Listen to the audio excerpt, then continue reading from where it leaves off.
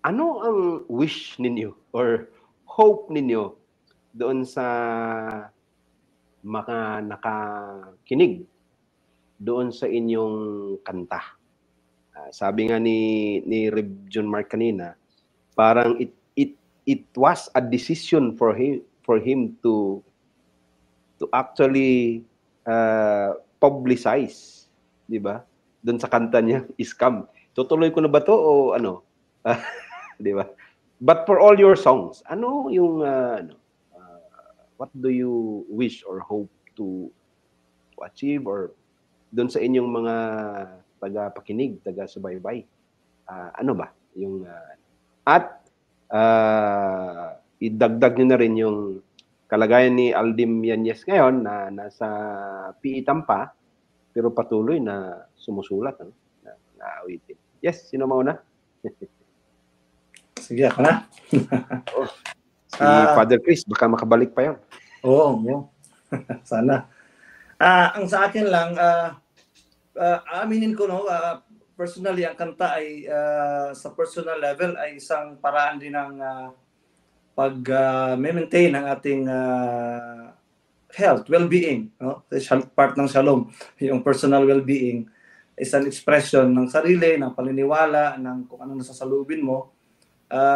Nang palagi na ako bibigay ng time na magsulat ng kanta kasi nasa Pilipinas dahil sa napaka-busy schedule sa parokya, iba naman kasi yung framing ng trabaho at saka facing ng trabaho sa atin. Kaya medyo dito may panahon akong sumulat. Napansin ko rin na very good for mental health yung pagsulat at paggawa ng kanta. Kaya para sa akin, personally, may personal benefit itong paggawa ng kanta. Pero more than that, tama nga yung sabi ni Bishop, hindi lang ito para sa sarili, kundi ito yung paraan namin to communicate with the world. So, personally, yun ang para sa akin. Kaya tinatry ko din as much as possible to determine sino yung audience ko sa kanta. Minsan may kanta akong pangkalahatan. So, siguro para sa mga nakakilala sa akin at nag-iisip na bakit yun ang kanta ni ginawa ni Father Tiking na parang hindi nagre-reflect sa kung siyempre pagka very active sa paglipunan at saka yung tindig natin in a way kasi may political stand tayo as a person. Pero para sa akin, gusto ko ring maabot yung kalakhan ng mga tao kasi iba't iba naman kasi yung level ng consciousness ng tao at saka receptivity sa education at pagpapaangat ng yung consciousness natin politically at socially. So para sa akin ay as much as possible nagtatry din akong mag-reach out sa ibang mga tao na wala sa ating circle. So yung kanta ko hopefully especially yung kanta kong ginawa ko na gusto kong i-reach out yung masa na kalakhan kahit ano man yung stand nila politically at kung saan man silang organization, institution nagtumitindig. Pero yun ang hope ko, Bishop, na makaabot sa kanila yung mensahe gusto kong ipaabot, be it para sa tungkol sa environment man, tungkol sa Pilipinas, tungkol sa simbahan. Sana ay may epekto kasi naniniwala ako sa influence, sa epekto ng music as a tool of communication. So sana ay sa pagtatry natin kasi hindi naman tayo professional talagang musicians pero sa konting karanasan natin at sa pagiging trying hard na gamitin itong medium na ito ay sana ay may matouch, makapag-reflect sa mga realities at challenges ng ating panahon. Ayun. Yes, Father Mario. Yes, Your Grace, ako ay natutuwa, no? Sabaga nagagalak din sa pagkakataong ito dahil tayo ay nabigyang pagkakataon na magbigay ng opinyon at kuro-kuro tungkol sa paggawa ng mga awitin. At ako'y nagagalak din na ang ating mga kasamang mga clergy, katulad ni Father June Mark, ni Father Chris, o sa ating mga laiko, sa hanay ng ating mga laiko. At the same time, siguro makonsider pa rin natin na hanay sa youth na si Aldem na sa ngayon ay patuloy na nasa loob ng piitan na dapat sana ay patuloy din siyang ipinaglaban. Ay natutuwa dahil na ako na siya ay nagpatuloy din sa kanyang paglikha ng mga awitin, no? And I wish na sana siya ay makalabas na, kasi one time kasi magkasama kami na pinagsama yung komposisyon namin sa isang production kung saan ay ito'y handog sa ating mahal na murdered Obispo Maximo Alberto Raminto noon.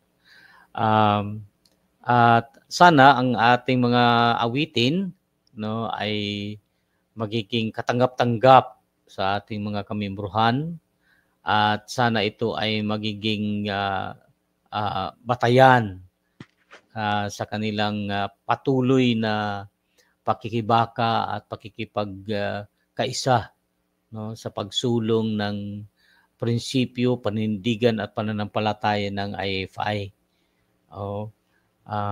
Kaya nga ako ay natutuwa dahil marami sa ating mga kaparian ngayon, hindi lang tayo na ngayong nandito, meron na rin na-encourage na gumawa ng mga awitin. Ganun din ang ating mga laiko, no? Sa ating mga sektor, WOPIC, laymen, and youth ay na-encourage na rin na gumawa ng mga awitin na mayroong mga mensahe na nakabatay sa ating paninindigan, kasaysayan, at prinsipyo ng Iglesia Filipina Independiente.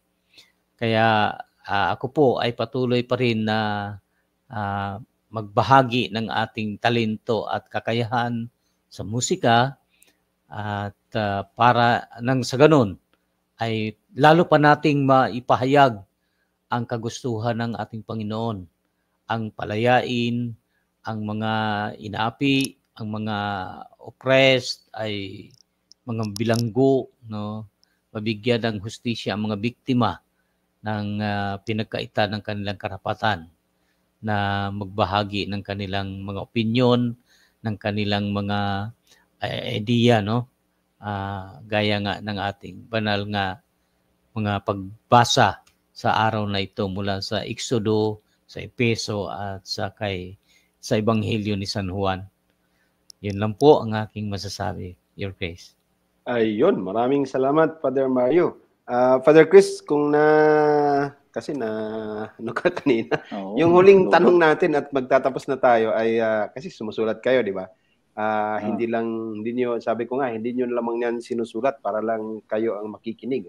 Hindi gusto nyo ibahagi in public. At saka, kaya ang tanong ano yung hope or wish mo dun sa maging reaksyon o na gusto mong ipaabot dun sa public, dun sa mga awitin mo? At yung message mo na rin dun sa kalagayan ni Aldem na patuloy pa rin nasa piitan, at pero patuloy na nagsusulat ng mga awitin, at patuloy na nagsusumikap na makapagsilbi pa rin sa bayan kahit andun sa piitan. Yes. Ako sasabihin ko talaga honestly na actually doon talaga magsisimula ang lahat. I don't know if sila ni Father Mario and Father Kiking will agree with me na nagsusulat ka talaga for yourself. For example, yung mga sinulat ko sa seminary, hindi ko na nga maalala because ano lang siya, nagsusulat ako, wala naman akong intensyon na parang ma-satisfy mo lang yung, kasi alam mo parang ano siya para siyang isang sakit. Di ba? For example, ano yung ibig natin sabihin? Kaya I agree with Father King na nakakatulong sa kanyang mental health. For example, nung nandun ako sa Cambodia na naka-sanctuary tayo doon, 'di ba? Kasi mayroon tayong threat. And dahil nga sanctuary, walang masyadong ginagawa. Nag-a-arrange lang ako ng libro doon sa organization na who was very kind to accommodate us. So araw-araw nagbabike. Kung makikita mo ako, nagbabike ako, maya-maya, I will stop. Tapos tatabi ka, magre-record ka sa cellphone kasi habang nagbabike ka, may dumating na tono o kaya ay words or lyrics or message, 'di ba? It just so happens siguro that to an individual, ang ating mga pananaw ay in a certain way like this, na ang mga that comes up also are, as we say, relevant to society. Pero sila dumarating, and ang iba hindi pa nga natin nga na-share. So nandun lang sila, naka-imbak lang sila. And at that moment na ma-express mo siya for your own hearing, for your own self, o kaya ay sabihin na natin na naipanganak ba yung kanta o kaya ay nabuntis ba yung kanta, mayroon kang certain level of actually na satisfaction na nagkandak ng nakapag-attend tayo ng mga cultural workshop. Isa na doon nga from Aldim who explained to us na actually ang mga obra, be it be a song o kaya ay painting or whatever na arts, ay utang mo sa lipunan, hindi sa'yo yan. Parang ganun yung actually yung idea. Hindi sa'yo yan. Kasi kung ano man yung dumating sa isipan mo, kung ano yung tono, kung ano yung message, kung ano yung letra, hindi mo gawa, hindi ikaw ba ang gumawa ng mga words, di ba? Sinunod lang natin yung mga words and meaning from the history, from society and from all, and our experiences and our collective experiences, and all of these things, they come up and they appeal to you, and then at a certain point pwede para lang sa yung self-satisfaction. Pero yung mga cultural na mga seminars na yun makes us aware na tama pala itong mga to pala ka lang, parang channel ka lang. Ang lipunan ang may-ari ng ito. Just like so pag sinabi natin ang lahat ay galing sa Diyos, and all of that we produce, ginawa ay dapat ibalik sa Diyos, ibalik sa sangkatauhan, ibalik sa sangnilikha. So yun ang nagbibigay ng consciousness, more siguro sabihin na natin mas objective, mas intentional yung pagsusulat. And napakasaya natin kapag yung mga awitin natin ay inaawit, di ba, sa simbahan. Kaya nagpapasalamat tayo sa mga choir. I know kay Father Mario na mga awitin hindi na mabilang, milyon na siguro ang pagkaawit, di ba, sa mga churches. Also that is very.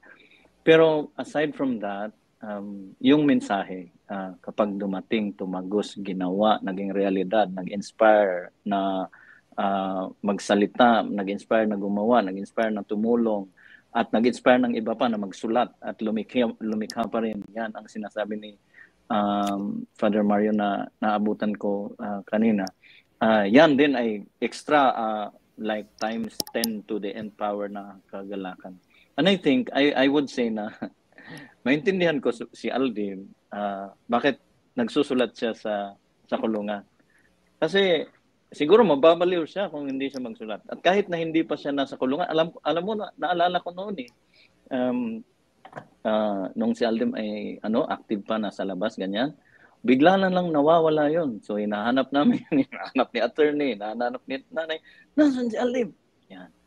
Yun na. Na pala? Tinamaan na ba? Ibig sabihin noon, may dumating na tono, may dumating na letra, may dumating na idea. Kaya naghanap ng corner or gilid para i-process yung, especially kapag na-excite, di ba? Maganda to, ganda nito, parang ganon. And then, maghanap ng corner yon. Ang problema mo doon kapag napasarap, baka half day yon, isang buong gabi. Bukas mo na makikita ulit. Ganun ang kwan. But then I am very happy kasi ang ibig sabihin nun, hindi siya natalo ng sitwasyon, di ba? Hindi siya natalo. Nagagawa pa rin niya. At patuloy, kaya sabi ko nga, joke ko nga sa mga kaparehan natin na kapag tayo ay sa parokya at hindi tayo gumagawa ng Bible study kahit once a week man lang, magaling pa sa atin si Aldib kasi nagba-Bible study siya. Hindi lang once a week sa kulungan. So I should say na napakalaking inspirasyon para sa ating lahat. Buhay na inspirasyon. Si Aldim lumalaban sa loob ng kulungan and tayo na nasa labas dapat na ma-inspire na gumampan. Kasi nga siya nandun, patuloy ang kanyang paggawa. At patuloy din tayo na manawagan talaga na dapat ay ma-acquit na siya, malabas na siya sa kulungan. He does not deserve it. The first day, the first hour, minute, second na nasa kulungan siya kasi wala siyang ginawang masama, and biktima siya ng sistema natin na napakaraming katulad niya at napakaraming katulad din natin na nalagay sa delikado ang seguridad dahil sa tapat na paglilingkod. Kaya para kay Aldim, mabuhay ka at patuloy tayong manawagan at saka palakasin pa natin sana yung panawagan natin sa simbahan para at suporta para sa kanyang paglaya at padayon lang tayong lahat. Ayan, maraming salamat. Ayoko pa sanang huminto na tayo pero kailangan tayong magtapos din Ito naman ang parang in summary, tayo sa Simbahang Malaya, Iglesia Filipina Independiente na simbahang mapagpalaya, naglalayong ipahayag ang ating pagmamahal sa bayan sa pamamagitan ng mga makabayang awitin. Kung hindi man nagsusulat, ay kumakanta or nag-republish na mga kanta. Sa mga kantang ito, nais nating ipaabot ang mensahe ng kalayaan mula sa kahit hindi na nila sinasabing andyan pa rin, pero andyan pa rin yung kolonyalismo yung pag-iisip na hindi tayo tama, sila lagi ang tama dahil puti sila, dahil ganyan. At ipakita ang ating paninindigan sa isang malayang pananampalatayang Kristiyanong Pilipino. Pinahahalagahan natin ang kasarinlan, katarungan, at pagkakapantay-pantay para sa bawat Pilipino. Nasa Pilipinas man yan, dito sa Europa at sa labas ng bansa, o nasa gitna ng laot sa karagatan para sa ating mga seafarers. Sa bawat pag-awit, tinataguyod natin ang pagmamahal sa ating inang bayan at ang pagsusumikap na ipaglaban ang ating mga karapatan laban sa anumang uri ng pang-api. Ito ang paraan natin. Paraan ninyo, yung mga sinasabi ng ating mga guest musicians ngayon, upang gisingin ang damdaming makabayan ng bawat kasapi at hikayatin ang lahat na magkaisa para sa kalayaan at kaunlaran ng ating bansang Pilipinas, ng ating inang bayan. Ako'y magpapasalamat na sa ating mga guest ngayon, kay Father John Mark, Father Chris, Father Mario, at sa ating mga taga-subaybay.